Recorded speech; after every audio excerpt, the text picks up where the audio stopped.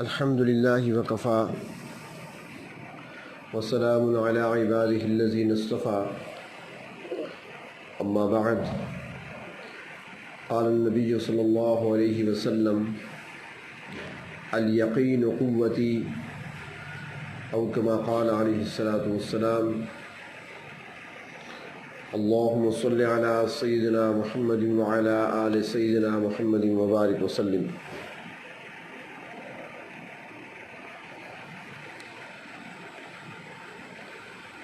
کچھ عرصے سے ایک طویل حدیث شریف پر گفتگو ہو رہی ہے۔ حضرت علی المرتضیٰ رضی اللہ تعالی عنہ کے اس سوال کے جواب میں کہ جو انہوں نے پوچھا تھا نبی اکرم صلی اللہ علیہ وسلم سے کہ آپ کا طریقہ کیا ہے، حضور اکرم صلی اللہ علیہ وسلم نے جواب میں 17 باتیں ارشاد فرمائی۔ ان میں سے 12 باتوں پر 12 مجالس میں گفتگو ہو چکی ہے، اور آج کی اس مجلس میں 13ویں نمبر کی بات ہوگی۔ اس میں نبی اکرم صلی اللہ علیہ وسلم نے ارشاد فرمایا الیقین قوتی، کہ میری طاقت، میری قوت وہ یقین ہے۔ بعض حضرات اس کا ترجمہ فرماتے ہیں کہ انسان جس چیز سے قوت حاصل کرتا ہے، جس چیز سے انسان کی نشو و نما ہوتی ہے، وہ غذا ہوا کرتی ہے۔ تو اس نسبت سے پھر ترجمہ یہ ہوگا کہ یقین میری غذا ہے۔ غذا سے ہی انسانی جسم ترقی پاتا ہے، نشو و نما پاتا ہے، پھلتا پھولتا ہے، بڑھتا ہے، اور روحانی غذا سے انسان کی روح کے اندر طاقت اور قوت پیدا ہوتی ہے۔ تو فرمایا کہ یقین میری غذا ہے۔ یقین 2 طرح کا ہے اور 2 طریقوں سے حاصل ہوتا ہے۔ ایک یقین حاصل ہوتا ہے تجربے کے ذریعے سے، مشاہدے کے ذریعے سے، اور دوسرا کسی چیز کا یقین ہوتا ہے وہ خبر کے ذریعے سے، یعنی سنی سنائی بات کے ذریعے سے۔ کچھ چیزیں تو ایسی ہیں جو ہمارے مشاہدے میں آتی ہیں، ہم روزمرہ دیکھتے رہتے ہیں، تجربہ ہو جاتا ہے تو اس بات پر ہمیں یقین ہوتا ہے۔ مثال کے طور پر اب یہ تاریں پھیلی ہوئی ہیں جس میں بجلی چلتی ہے، اور اسی کے ذریعے سے ہمارے پنکھے چل رہے ہیں، لائٹیں جل رہی ہیں۔ اب بظاہر تار کو دیکھا جائے تو اس میں کچھ نہیں ہے، اوپر ربڑ لپٹا ہوا ہے، اندر تانبے کی تار ہوتی ہے، بعض اوقات جست کی تار ہوتی ہے، بظاہر کچھ نہیں ہے اس میں، لیکن تجربہ یہ ہے، مشاہدہ یہ ہے کہ اس کے اندر کچھ ہے جسے کرنٹ کہا جاتا ہے، اور اگر اس کو ہاتھ لگایا جائے، اس پر وہ ربڑ کا کور نہ ہو، ہاتھ لگایا جائے تو وہ انسان کو پکڑ لیتی ہے بجلی، اور انسان کی موت بھی واقع ہو سکتی ہے۔ مشاہدہ ہے، تجربہ ہے، لیکن بظاہر اس کے اندر کچھ نظر نہیں آ رہا ہمیں۔ اس طریقے سے بہت ساری چیزیں ایسی ہیں کہ ہم ان کے بارے میں جانتے ہیں، ہمارا مشاہدہ ہے، تجربہ ہو چکا ہے کہ یہ چیز ہمارے لیے نقصان دہ ہے۔ مشاہدہ یہ ہے کہ سانپ انسان کو ڈس لے تو ایک خطرناک زہر انسان کے جسم میں منتقل کر دیتا ہے، اگر بر وقت علاج نہ کیا جائے تو انسان کی موت واقع ہو سکتی ہے، مشاہدہ ہے۔ ورنہ دیکھا جائے تو کیا ہے، اس نے ایک تھوڑا سا ڈسا ہی تو ہے، اور بھی جانور ہیں کاٹ لیتے ہیں انسان کو، دانتوں سے اور جانور بھی انسان کو کاٹ لیتی ہیں، اس سے کچھ نہیں ہوتا۔ بکری ہے، اس نے کسی کو کاٹ لیا، اس کے بھی دانت ہیں۔ کسی بیل نے کسی کو کاٹ لیا، گائے نے کاٹ لیا، اس کے دانت ہیں، بڑے بڑے دانت ہیں، زخم کر دیا اس نے، تو اسے کچھ نہیں ہوگا۔ زخم کا علاج ہی کرنا پڑے گا۔ لیکن اگر کتا کاٹ لے تو ہے تو اس کے بھی دانت اسی طرح، لیکن مشاہدہ یہ ہے کہ اس کا فوری علاج کرانا چاہیے، انجیکشن کرانے چاہیے، ویکسین کرانی چاہیے، ورنہ پاگل ہونے کا خطرہ ہے، کیونکہ یہ بات مشاہدے میں آ چکی ہے۔ تو بہت ساری چیزوں کا یقین ہم کرتے ہیں مشاہدے کی بنا پر، تجربے کی بنا پر، اور کچھ چیزیں ایسی ہوتی ہیں جن کا یقین کرنا پڑتا ہے سنی سنائی بات پر، جسے خبر کہا جاتا ہے، سنی ہوئی بات۔ اب آپ میں سے کتنے لوگ یہاں پر ایسے ہوں گے جنہوں نے سعودی عرب نہیں دیکھا ہوگا، جنہوں نے مکہ مکرمہ نہیں دیکھا ہوگا، مدینہ منورہ نہیں دیکھا ہوگا، لیکن اگر آپ اس سے کہہ دیں کہ دنیا میں مکہ نامی کوئی شہر نہیں ہے تو میرے خیال میں کوئی بھی تسلیم کرنے کو تیار نہیں ہوگا، کیونکہ اسے یقین ہے کہ وہ شہر ہے، یہاں سے دور ہے، سعودی عرب میں ہے، لیکن وہ شہر موجود ہے۔ کیا آپ نے دیکھا ہے؟ وہ کہے کہ نہیں میں نے دیکھا نہیں ہے۔ میں کیسے پتہ چلا؟ میں نے سنا ہے۔ یعنی کسی بات کو سن کر اس پر یقین کر لینا، اسے خبر کہتی ہے۔ تو بہت ساری چیزوں پر ہم یقین کر لیتے ہیں اور ہمارے پاس وہ علم آتا ہے، وہ خبر کے ذریعے سے آتا ہے۔ کچھ لوگ ہوتے ہیں نا، وہ صرف عقل پہ ہر بات کو تولنے کی کوشش کرتے ہیں۔ وہ ایک مرتبہ کسی اللہ والے کے سامنے ایک نوجوان آیا، پڑھا لکھا نوجوان تھا۔ یہ جو زیادہ پڑھ لیتے ہیں نا، ان کے لیے بڑے مسائل ہوتے ہیں بیچاروں کے لیے، دنیاوی علوم۔ وہ اصل میں جو فن ہوتا ہے نا، فن کو علم سمجھ بیٹھتے ہیں، حالانکہ فنون ہے، میڈیکل فن ہے، انجینئرنگ فن ہے، یہ سارے فنون ہیں۔ علم اور چیز ہے، فن اور چیز ہے۔ آپ کو یاد ہوگا پہلے علم کے تحت گزر چکی ہے یہ بات کہ علم وہ چیز ہے جب انسان کو حاصل ہو جائے تو پھر عمل کیے بغیر انسان کو چین نہ آئے، اسے علم کہتے ہیں۔ اب ان فنون میں تو کوئی ایسی چیز نہیں ہوتی، لیکن جب وہ فنون کو ہی علوم سمجھ لیتے ہیں تو پھر نقصان اٹھاتے ہیں، چاہے اس میں پی ایچ ڈی بھی کر لیں۔ تو اس طرح کا ایک نوجوان تھا جس نے سائنسی علوم پڑھے اور پھر وہ اللہ تبارک و تعالیٰ کی ذات کا بھی انکار کر بیٹھا، ہر چیز کا انکار کر دیا کہ میں ہر اس چیز کو تسلیم کروں گا جس کو اپنی آنکھوں سے دیکھوں گا، جو بات میرے مشاہدے میں آئے گی، تجربے میں آئے گی، جو بات میرے مشاہدے میں نہیں آئے گی میں نہیں مانوں گا۔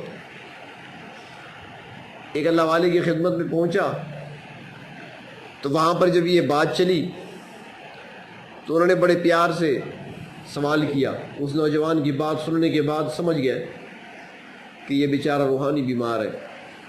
جسمانی بیمار ہوتے ہیں نا تو روحانی بیمار بھی ہوا کرتے ہیں۔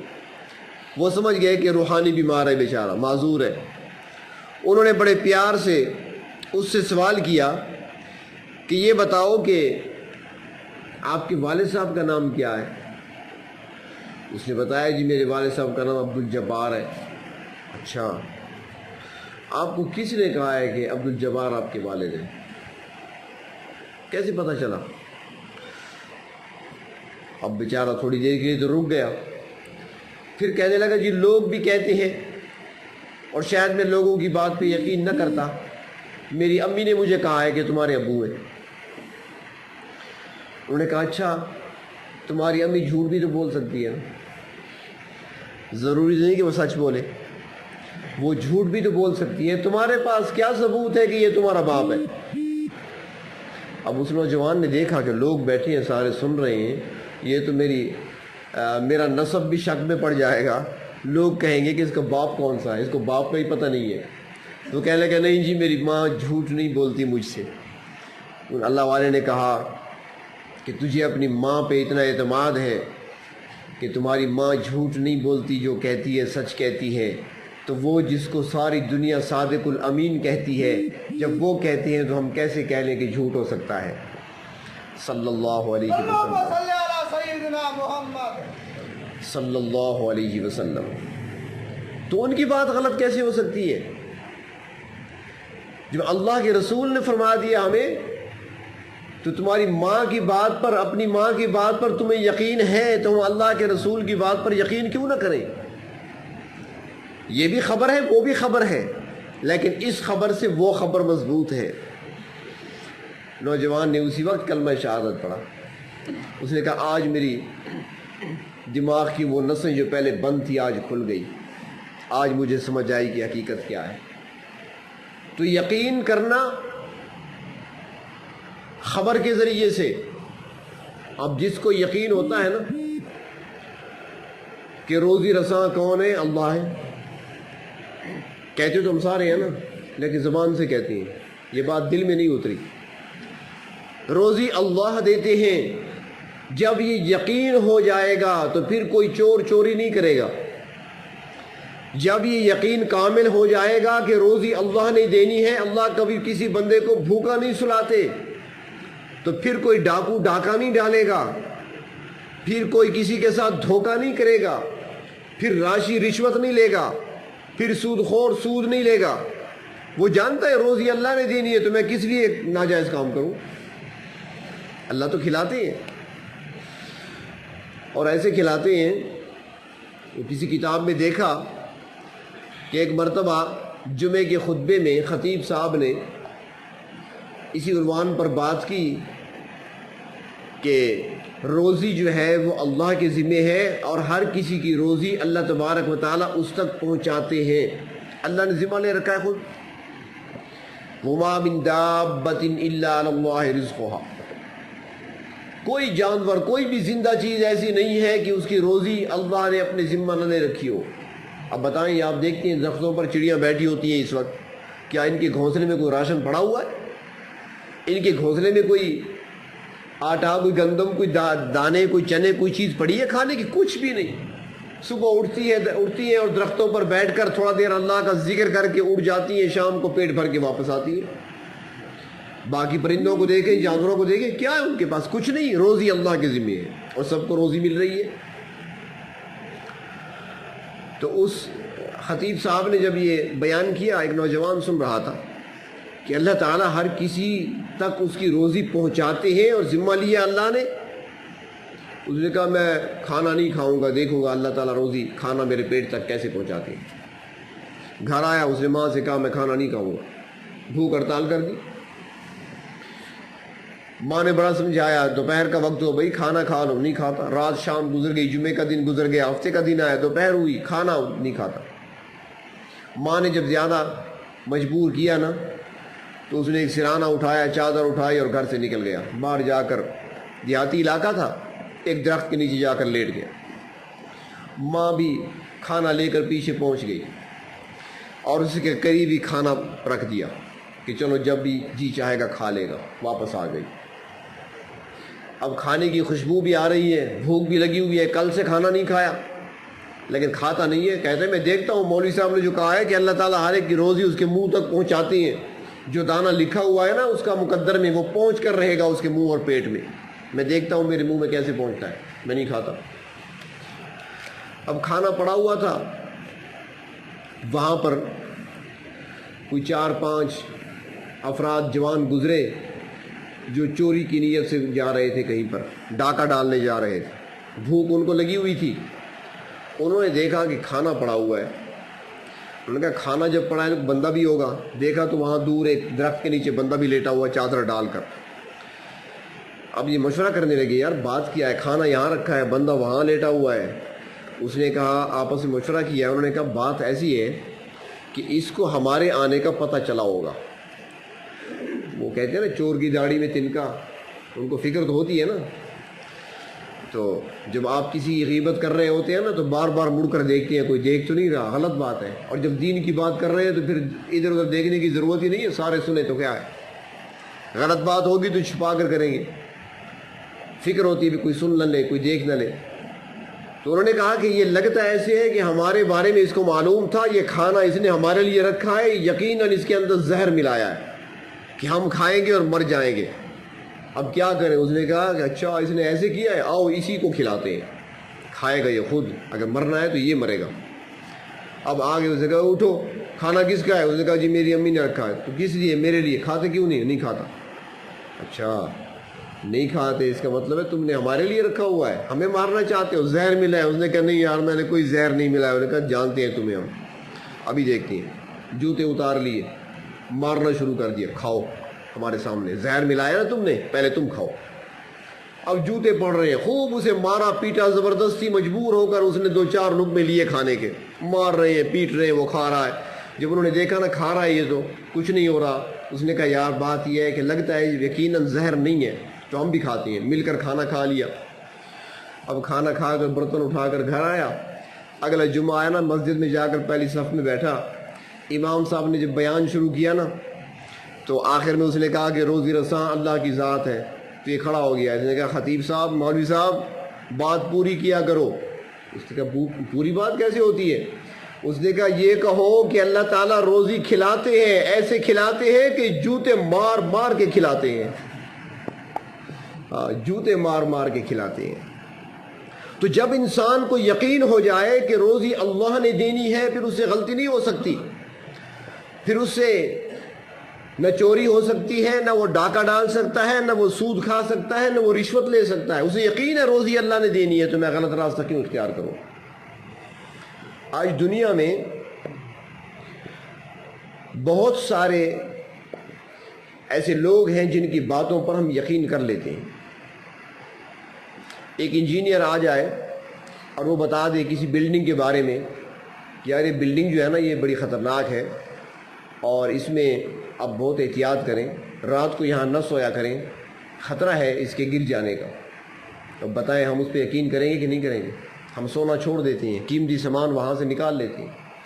اور جو بلڈنگ ہمیں گرتی ہوئی نظر آتی ہے اور کوئی ماہر انجینئر آ کر بتا دے کہ یار کہیں نہیں جاتی, بے فکر ہو کر رہو, تو ہم بظاہر دیکھ بھی رہے ہیں کہ ساری وہ دراڑیں پڑ چکی ہیں, پھر بھی آرام سے سوتے ہیں. کیوں؟ انجینئر نے کہہ دیا کہ کچھ نہیں ہوتا.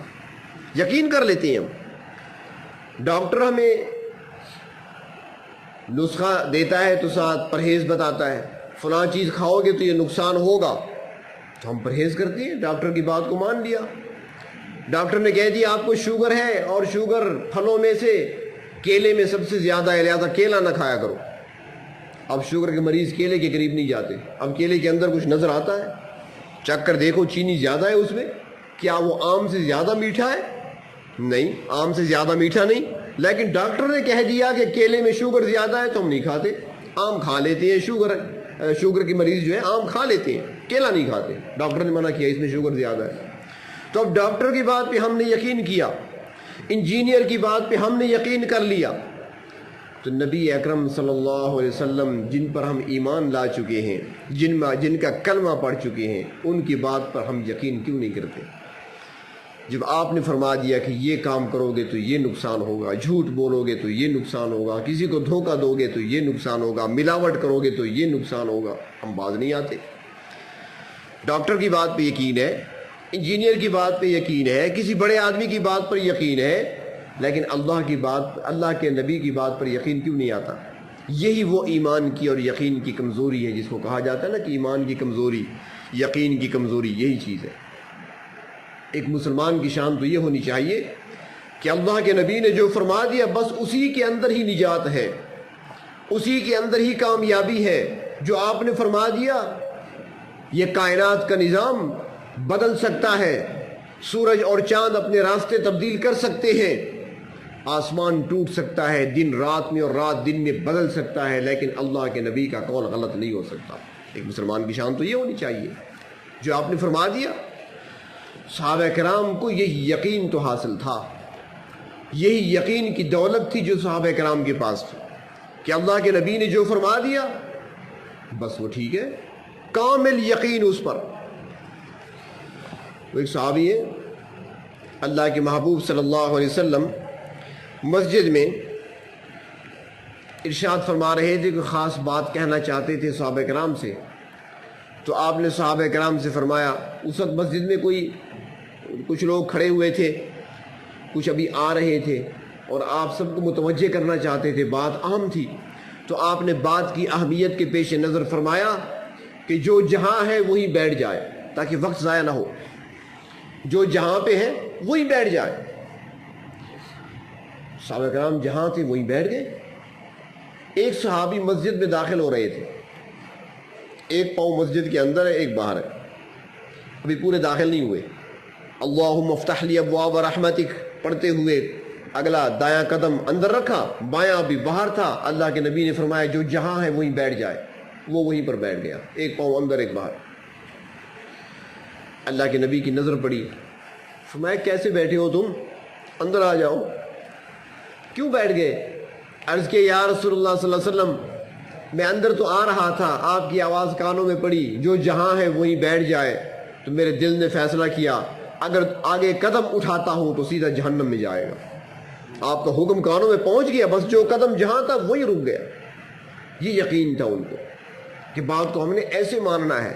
ہم تو کئی تعویلیں کر لیتے کہ بے وہ ان سے کہا ہے جو آگے بیٹھے ہیں لہٰذا میں قریب جا کر بیٹھوں گا، ہم تو کئی راستے نکال لیتے ہیں، لیکن ان کے اندر یقین یہ تھا کہ اللہ کے نبی کی زبان مبارک سے نکلا ہوا جملہ اور کلمہ جو نکل گیا ہے بس اسی پہ عمل کرنا ہے۔ اگر اس سے ہم ہٹ گئے تو پھر ہمارے لیے ناکامی ہے، پھر ہمارے لیے خواری ہے، پھر ذلت ہے، اور کامیابی اسی میں ہے کہ آپ کی بات ہم تک پہنچے، اس پر عمل کرو۔ اسی یقین پر صحابہ کرام نے زندگی گزاری، اور یہی یقین کامل ان کو حاصل تھا تو انہیں دنیا پر حکومت کی ہے۔ کسی کو خاطر میں نہیں لائے، بڑی بڑی چیزیں ان کے ہاتھوں میں آئیں لیکن کبھی کسی چیز کی طرف غلط نظر سے نہیں دیکھا۔ مدائن فتح ہوا تو مدائن کا جو شاہی تاج تھا وہ نہیں مل رہا تھا کہ وہ ساتھ بادشاہ لے کر فرار ہو گیا یا کہاں گیا۔ باقی چیزیں ساری غنیمت میں آ گئی اور تاج بڑا قیمتی، بادشاہ کا تاج ہے، اس پر تو قیمتی ہیرے جواہرات لگے ہوئے ہوتے ہیں اور بہت ہی قیمتی، اس زمانے میں تاج پہنا کرتے تھے۔ تو اب امیر لشکر بیٹھی ہیں، لوگ مال غنیمت اکٹھا کر رہے ہیں۔ ایک نوجوان آیا، اس نے ڈاٹا باندھا ہوا، یعنی اپنا چہرہ چھپایا ہوا، سرائکی میں جسے کہتے ہیں نا مول مارا ہوا کپڑا، چہرہ چھپایا ہوا اور ایک کپڑے میں کوئی چیز چھپا کر لایا، امیر لشکر کے سامنے رکھ دی۔ امیر لشکر نے جب کپڑا ہٹایا دیکھا تو شاہی تاج ہے، اور امیر کون ہے؟ سعد بن ابی وقاص ہے رضی اللہ تعالیٰ عنہ، مشہور صحابی ہے۔ حیران رہ گئے کہ اس نوجوان کے ہاتھ میں یہ تاج تھا، اگر یہ لے جاتا تو اس کی نسلوں کے لیے کافی تھا، نسلوں کے لیے کافی تھا، اس کے اندر اتنے ہیرے جواہرات جڑے ہوئے۔ تو اس سے سعد بن ابی وقاص کہتے ہیں اے نوجوان اتنا بڑا کام کیا ہے تم نے، چہرہ تو دکھاؤ، ہو کون تم، ہم ذرا دیکھ بھی لیں تم کون ہو۔ وہ آنے والا کہتا ہے کہ امیر صاحب جس کے لیے میں نے یہ کام کیا ہے وہ چھپے ہوئے چہروں کو بھی جانتا ہے، میں نے آپ کو خوش کرنے کے لیے نہیں کیا، میں نے جس اللہ کی رضا کے لیے کیا ہے وہ مجھے اچھی طرح جانتے ہیں، میرے نام سے بھی واقف ہیں، میری شکل سے بھی واقف ہیں۔ یہ ان کے اندر تھا، یقین تھا، جو کام بھی کیا اللہ کی رضا کے لیے کیا، اور پھر اللہ تبارک و تعالی انعام بھی فرماتے تھے۔ ایک مرتبہ کفار کے ہاتھوں میں آ گئے چند مسلمان، تابعین میں سے ہیں، ایک تابعی ہے، اس وقت نام مجھے یاد نہیں آ رہا ان کا، ان کو چھوڑ دیا گیا کیونکہ بڑے ذہین تھے، بڑے طاقتور تھے، بڑے قوی تھے، مجاہد تھے۔ باقی جو ان کے ساتھی تھے ان کو شہید کر دیا گیا۔ اس علاقے کے بادشاہ نے امتحان لینے کے بعد، آزمائش کے بعد، اس نوجوان کو اپنے پاس روک لیا کہ بڑے کام کا بندہ ہے اور اس کو اپنے کام میں لائیں گے اور میں اس کو اپنے فوج کا چیف بناؤں گا۔ فوجی مہارت اس کے اندر پائی جاتی ہے، جس طرح ہمارے جنرل راحیل شریف کو اسلامی ملکوں کا وہاں پر چیف بنا دیا کہ اس کے اندر صلاحیتیں تھیں۔ تو اس سے بات کی، وہ تیار نہیں ہوئے، کلمہ چھوڑنے کے لیے تیار نہیں ہے، اسلام چھوڑنے کے لیے تیار نہیں ہے۔ اس نے بڑی پیشکش کی، اپنی بیٹی نکاح میں دوں گا، بادشاہت میں شراکت دوں گا، فوج کی ذمہ داریاں ساری تمہارے سپرد ہوگی، اس نے کہا مجھے کچھ نہیں چاہیے۔ آخر وہ بادشاہ بڑا حیران ہوا تو اس نے کہا بھائی 1 حربہ ہے وہ استعمال کرو۔ جیل میں تو تھا، اس نے اپنی بیٹی کو بھیجا کہ جاؤ کسی طریقے سے اس کو راضی کرو۔ اس کا خیال تھا کہ نوجوان ہے اور جب جوان لڑکی اس کے پاس جائے گی، اس سے باتیں کرے گی، گفتگو کرے گی تو اس کا دل لے لے گی۔ وہ جاتی رہی، بات کرتی رہی، کھانا بھی وہ لے جاتی، پینے کی چیز بھی وہ لے جاتی، باتیں بھی کرتی رہتی، لیکن اس نے کبھی نظر اٹھا کر اس کے چہرے کی طرف بھی نہیں دیکھا، اس کے لباس کی طرف بھی نہیں دیکھا۔ لڑکی بڑی متاثر ہوئی، اس نے کہا یہ کیسے مرد ہے؟ وہ اس کے اخلاق سے، اس کے کردار سے، اس کی نظروں کی پاکیزگی سے ایسی متاثر ہوئی کہ اس لڑکی نے وہی جیل میں اسی نوجوان کے ہاتھ پر کلمہ پڑھ لیا، مسلمان ہو گئی۔ اب جب مسلمان ہو گئی تو اسے کہتی ہے کہ بات یہ ہے کہ آپ تو پہلے مسلمان ہیں، اب میں بھی مسلمان ہو گئی ہوں، باپ میرا کافر ہے، جب اس کو پتہ چلے گا میرے اسلام لانے کا وہ مجھے معاف نہیں کرے گا، مجھے قتل کرے گا، اور تمہیں تو ویسے بھی معاف نہیں کر رہا، وہ تم نے اس کی بات نہ مانی تو تجھے بھی قتل کرے گا۔ اب دونوں کی موت یقینی نظر آ رہی ہے، تو ایسے کرتے ہیں کوئی راستہ بناتے ہیں، دونوں نکل جاتے ہیں یہاں سے۔ انہوں نے کہا ٹھیک ہے راستہ تم بناؤ۔ لڑکی نے اپنے باپ سے کہا کہ ابا جان بات یہ ہے، نوجوان پر بڑی محنت کر رہی ہوں لیکن وہ میرے ہاتھ نہیں آ رہا، اب تھوڑا تھوڑا ذرا نرمی آ گئی ہے، اگر آپ اجازت دیں تو میں اس کو کل سیر کے لیے جنگل کی طرف نہ لے جاؤں؟ اس نے کہا ٹھیک ہے لے جاؤ۔ بیٹی بے اعتماد تھا، لے جاؤ۔ اس نے کہا ہمارے لیے 2 اچھے گھوڑے تیار کیے جائیں، میں کل اس کو جنگل لے جاتی ہوں، سیر بھی کراتی ہوں، ہو سکتا ہے میں اس کو ورغلا سکوں۔ بادشاہ نے 2 گھوڑے دے دیے، دونوں روانہ ہوئے، جیل سے نکالا قیدی کو، ایک گھوڑے پر وہ سوار ہوا، دوسرے گھوڑے پر شہزادی سوار ہوئی، بھگائے گھوڑے، کفرستان کی حدود سے نکل کر اسلام کی حدود میں داخل ہو گئے۔ جب وہاں پہنچے تو آپس میں مشورہ کیا کہ اب آبادی آ گئی ہے، مسلمانوں کی آبادی آ گئی ہے، ہم اس علاقے سے نکل آئے، دارالحرب سے نکل آئے ہیں، دارالاسلام میں داخل ہو چکے ہیں، اب دونوں ایک دوسرے کے لیے اجنبی بھی ہیں، غیر محرم بھی ہیں، سفر کیسے جاری رکھیں گے؟ بہتر ہوگا نکاح کر لیں۔ دونوں نے وہاں پر نکاح بھی کر لیا۔ تو اللہ تبارک و تعالیٰ نے ان لوگوں کو نوازا، لیکن نوازا بعد میں گیا، پہلے دیکھا گیا، چیک کیا گیا پکے کتنے ہیں۔ آزمائشیں ہوئی، امتحانات سے گزرے، لیکن ان کے اندر یقین جو تھا وہ ان کے دلوں میں اتر چکا تھا، وہ یقین کامل ان کو حاصل تھا۔ تو اس یقین کی بنا پر ان کا ایمان اتنا مضبوط تھا کہ کوئی بھی ان کے قدم کسی بھی حال میں لالچ کی وجہ سے، رعب کی وجہ سے ان کے قدموں کو اپنی جگہ سے ہلا نہ سکا، اتنے مضبوط جمے رہے وہ۔ تو آج ہمارے اندر اس یقین کی کمی ہے، اور اللہ کے نبی صلی اللہ علیہ وسلم فرماتی ہیں الیقین قوتی، کہ میری غذا یقین ہے۔ آج ہم بھی اگر یقین کو غذا بنا لیں تو ہماری روحانی قوتوں میں اضافہ ہو سکتا ہے، ہماری روحانی طاقتیں بڑھ سکتی ہیں، ہمارا ایمان مضبوط ہو سکتا ہے۔ اور اس کے لیے یہ کہ اللہ کے محبوب صلی اللہ علیہ وسلم نے جو کچھ فرمایا اس کو ہم اس یقین کے ساتھ قبول کریں کہ ساری کائنات تو اپنی جگہ سے ہل سکتی ہے، اللہ کے نبی کا قول غلط نہیں ہو سکتا۔ اس پر ہم ایسا یقین کر لیں کہ جس طرح ہمیں سورج کے نکلنے کا یقین ہوتا ہے، تو اللہ کے نبی نے جو فرمایا اس پر ہم اس طرح یقین کر لیں۔ جب یہ یقین ہمیں حاصل ہوگا تو پھر عبادت کی لذتیں بھی کچھ اور ہوں گی۔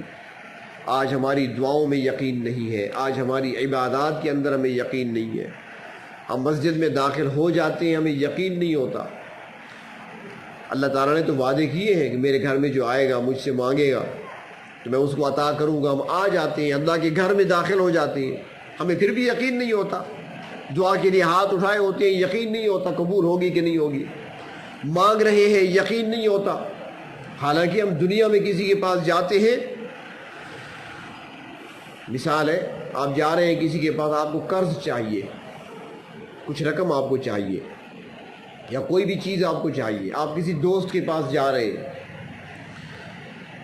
میں پوچھتا ہوں آپ سے کہ کہاں جا رہے ہیں؟ فلاں دوست سے ملنے جا رہا ہوں۔ خیریت تو ہے؟ جی ہاں کچھ رقم کی ضرورت تھی وہ لینے جا رہا ہوں۔ تو کیا وہ آپ کی مدد کرے گا؟ آپ کیا کہیں گے؟ مجھے یقین ہے کہ وہ ضرور میری مدد کرے گا۔ یہی کہتے ہیں نا، اگر یقین نہ ہوتا تو ہم کبھی نہ جاتے اس کے پاس۔ یقین ہے کہ میں اسے مانگنے جا رہا ہوں، وہ مجھے دے گا۔ ایک بندے پر تو ہمیں یقین ہے کہ دے گا، اللہ کے سامنے اس کے گھر میں آ کر ہاتھ اٹھاتے ہیں، یقین نہیں ہوتا کہ ملے گا کہ نہیں ملے گا۔ ہمارے یقین کا یہ حال ہے، حالانکہ ہونا یہ چاہیے کہ وہاں تو ہمیں شک ہونا چاہیے۔ میں شوکت کے پاس جا رہا ہوں مدد لینے کے لیے، کچھ ادھار لینے کے لیے، پتہ نہیں وہ امداد کرے گا کہ نہیں، اس کے پاس رقم ہوگی یا نہیں ہوگی، وہ دے گا یا نہیں دے گا۔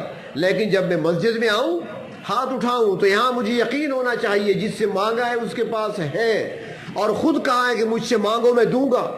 اب مانگنے آ گیا ہوں تو مجھے ضرور ملے گا۔ جب اس یقین سے مانگیں گے، اللہ تبارک و تعالیٰ اٹھنے سے پہلے ضرورتیں پوری کر دیا کرتے ہیں۔ ہم نے یقین نہیں بنایا ابھی تک، یہ یقین کامل ہونا چاہیے ایک مسلمان کے دل میں۔ جب مسجد میں داخل ہوتی ہیں نا، دعا پڑھتے ہیں، کبھی ذرا توجہ سے پڑھ لیا کریں۔ اس پر پہلے گفتگو ہو چکی ہے، غالباً سال ایک پہلے شاید یہیں پر۔ جب داخل ہوتی ہیں ہم دعا پڑھتے ہیں، اللہم افتح لی ابواب رحمتک، یا اللہ میرے لیے اپنے رحمت کے دروازے کھول دیجئے۔ یہ تصور کیا کریں، اللہ میں آپ کے گھر میں آ رہا ہوں، اب رحمتوں کے دروازے کھول دیجئے، جو میں یہاں پر عبادت کروں اسے قبول کر لینا، جو یہاں پر میں مانگوں مجھے عطا کر دینا، جب میں سوال کروں تو میرا دامن بھر دینا، ایسے دروازے کھول دے۔ ساری چیزوں کی نیت کر لیا کریں۔ دعا جب پڑھا کریں تو توجہ دھیان سے پڑھا کریں، معنی مفہوم کو ذہن میں رکھا کریں، صرف الفاظ کو نہیں دہرانا ہوتا۔ اللہ رحمت کے دروازے کھول دیجئے۔ جب دروازے رحمت کے کھلے ہوں گے، ہم دامن پھیلائیں گے تو بھر جائے گا رحمت سے، ہم مانگیں گے تو ہمیں عطا کر دیا جائے گا، سجدہ کریں گے تو قبول کر لیا جائے گا۔